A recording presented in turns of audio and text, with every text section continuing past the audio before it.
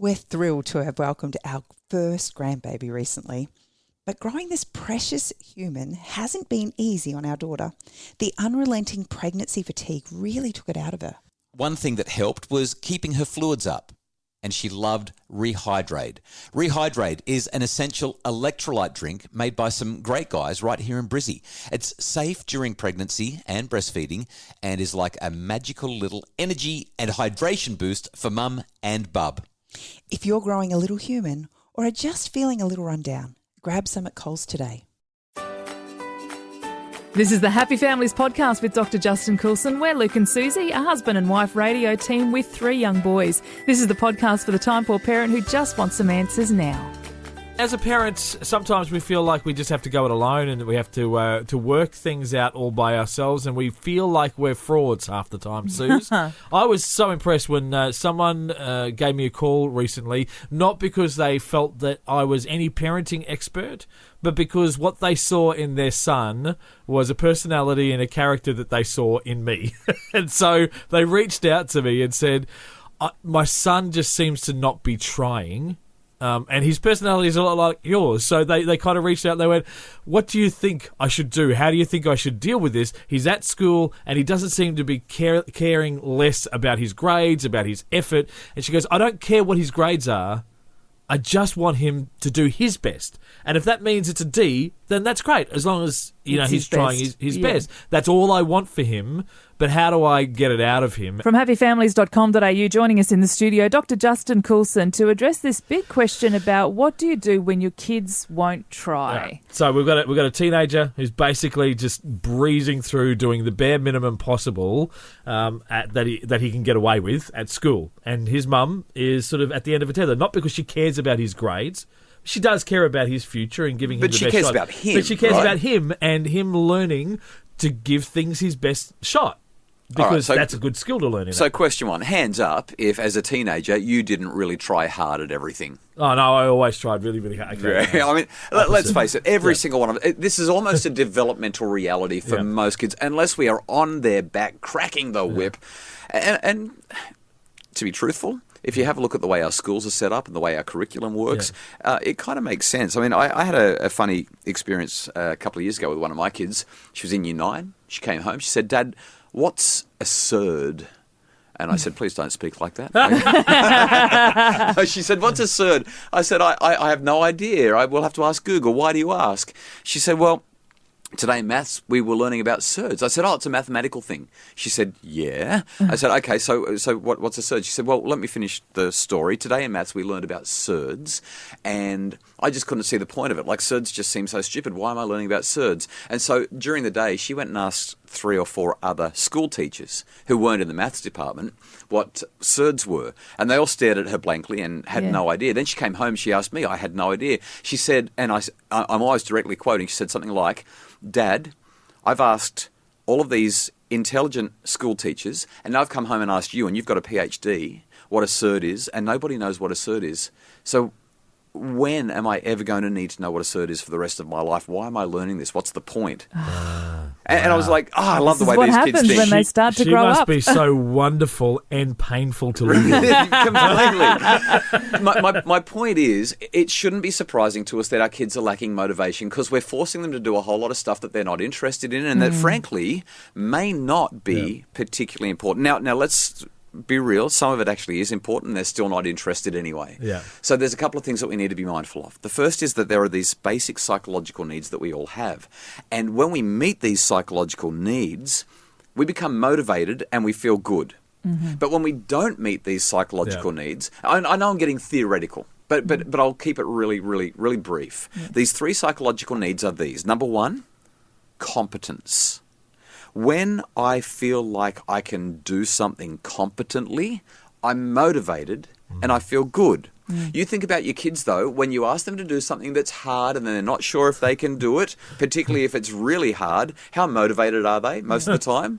Like, I can't do it. It's too hard. Yeah, they collapse on the floor and they cry and they say, my legs hurt. I can't do it. I did the same thing just the other day. Right. So motivation is high when we feel like we can do something, and it's low when we feel like we can't. That's kind of like a reality, unless you're a little bit weird like me and you get excited when it's like, you want me to do what? Well, I've never done that before. How exciting. Yeah. But that's kind of weird. What's next? Okay, so we want our kids to feel like they're mastering. That's what competence is all about. They can do it, so they're motivated to do it. The next one is relatedness needs. So if I've got an adolescent who just isn't motivated to do anything, the question I'm going to ask is, who is this kid in a relationship with that could either boost or reduce their motivation? I don't know if you've noticed this, but as humans, and particularly for teenagers, friends are oxygen.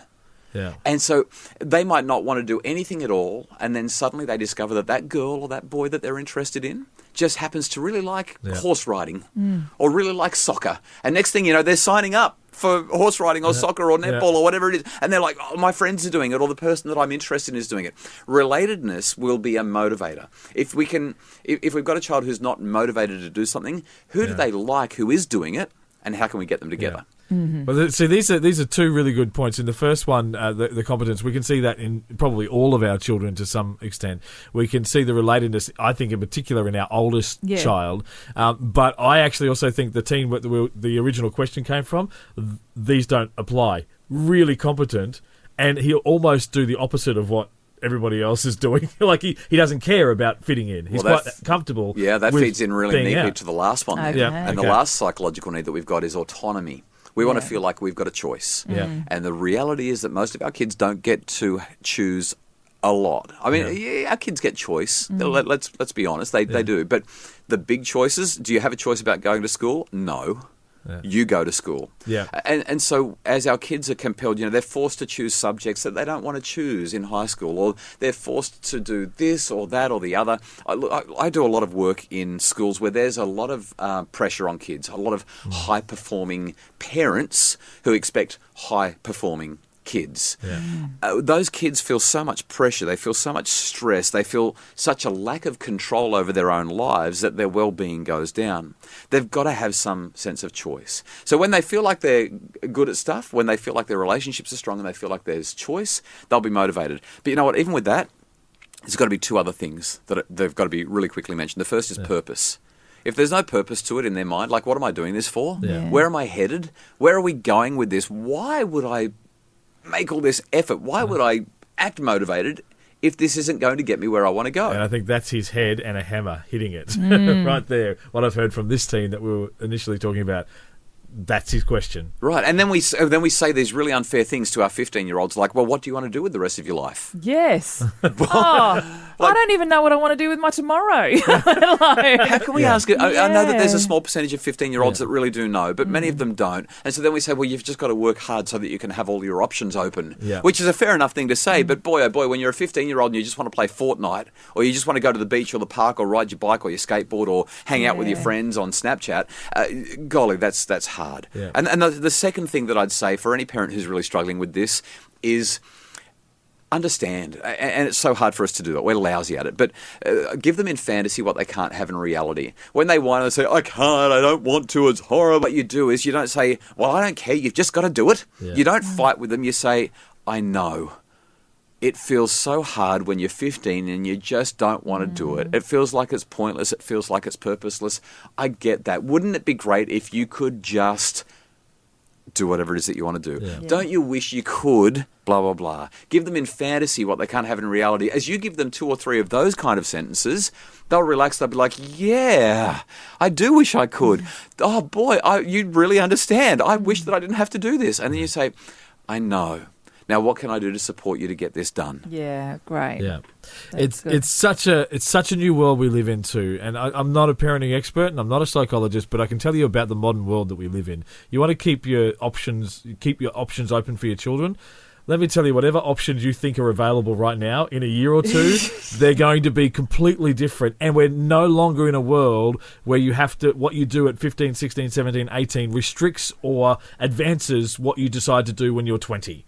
Like, the options are open it's a flexible, ever-changing world. What they learn in year 1 of uni is usually outdated by year 2, certainly by year 4. Yeah, yeah. Hey, and one other really important thing here, just focus on what they love. Yeah. Tap into their strengths. If they love rugby league or AFL or, their sport, or if they love writing, or if they love whatever, just give them every opportunity to go down that path. Don't say no. Just say, sure, let's give it a go. Dr. Justin Coulson, as always, wonderful, helpful, insightful. Thank you for your time. Great to be with you.